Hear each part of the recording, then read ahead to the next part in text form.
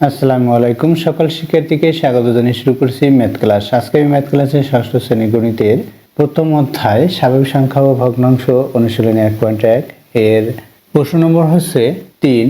নিচের সংখ্যাগুলোতে যে সকল সার্থক অঙ্ক আছে তাদের স্থানীয় মান নির্ণয় করো। অর্থাৎ এই সংখ্যাগুলোর স্থানীয় মান সহজে সমাধান দেব। তাহলে দেখো, এখান থেকে ক থেকে ঘ এর মধ্যে যে কোনো একটি যদি সমাধান দেই তাহলে তোমরা অন্যগুলো সহজে সমাধান করতে পারবে। দেখো তাহলে নম্বর ঘ দেওয়া আছে, প্রদত্ত সংখ্যাটি তুলি 70809 এর স্থানীয় মান নির্ণয় করব। তাহলে প্রদত্ত সংখ্যাটিকে প্রথমে লিখে নেব। এখন 70809 লিখি। 9 এর স্থানীয় মান আমরা এভাবে লিখি সাধারণত।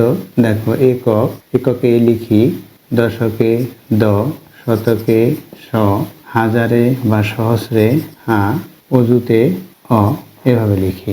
তাহলে দেখো 9 এর স্থানীয় মান 9, এখানে কি লিখেছি? একক লিখেছি। 9 একক, 9 একক বা এককে কত?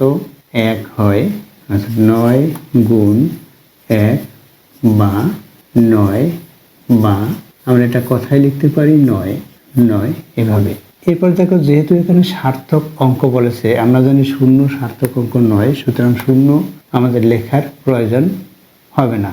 তারপরে দেখো এইটা কিভাবে লিখতে হয় সেটা দেখিয়ে দেই। এখানে শূন্যের স্থানীয় মান কত হয়? শূন্য এর স্থানীয় মান এখানে লেখা আছে, আমি কমা শূন্য ব্যবহার করি। শূন্যের স্থানীয় মান 0। এটা কোথায়?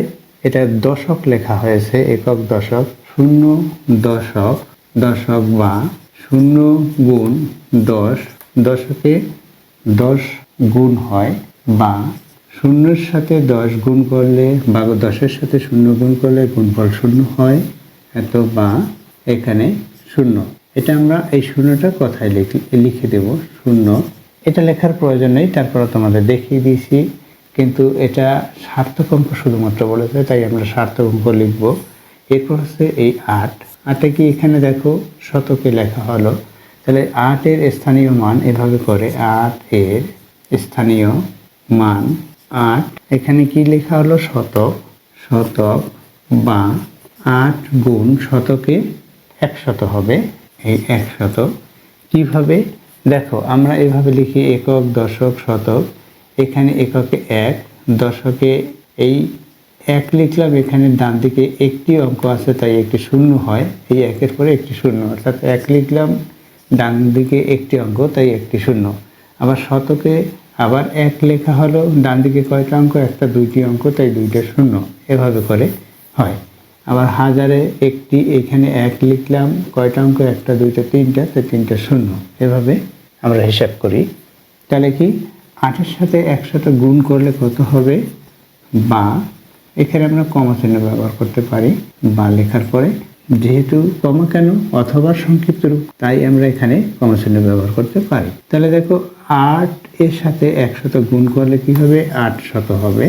এত বা এখানে 800 লিখে রাখি, 800 এভাবে করে কথায় লিখলাম। এরপর দেখো এখানে 0 প্রয়োজন নেই। এখানে কত? 7। আমাদের সার্থক অঙ্ক শুধুমাত্র লিখতে বলেছে, তাই 7 লিখলাম। 7 এর স্থানীয় মান কি হবে? 7 এর স্থানীয় মান আমি কম চিহ্ন ব্যবহার করেছি, এখানে কি? অযুত। 7 অযুত বা 7 গুণ এই অযুত বরাবর কি হবে? 1 হবে। এরপর কয়টি অঙ্ক আছে এখানে? একটা, দুইটা, তিনটা, চারটা, অর্থাৎ 1-এর পরে 4টা 0। 1-এর পরে কয়টা 0? 4টা। এটা দিয়ে গুণ করলে কত হয়? বা দেখো এই 1 দিয়ে 7কে গুণ করি, 7 লিখলাম, কয়টা 0 আছে? 0 কয়টা লিখে দেই, 4টি 0 আছে, এই 4টা 0 লিখলাম, অর্থাৎ 70,000 হলো। বা 7 অযুত, একক দশক শতক সহস্র অযুত বা 70,000। এখানে আমরা এভাবে সংখ্যাটি কথায় লিখতে পারি। এর কারণ হচ্ছে এখানে হাজারে, এখানে কমা পড়বে, একক দশক শতক হাজার, একক দশক শতক হাজার। এখানে হাজার হলো কত হাজার? এখানে 7 শূন্য, অর্থাৎ 70,000। এখন লিখতে হবে 70,000। এভাবে লিখতে হয়।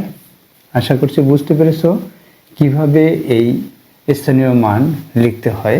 এই একই নিয়মে এখানে গ, খ, ক এর সমাধান করতে পারবে। এতক্ষণ ম্যাথ ক্লাসের সাথে থাকার জন্য সকলকে ধন্যবাদ জানিয়ে আজকের মতো বিদায় নিচ্ছি।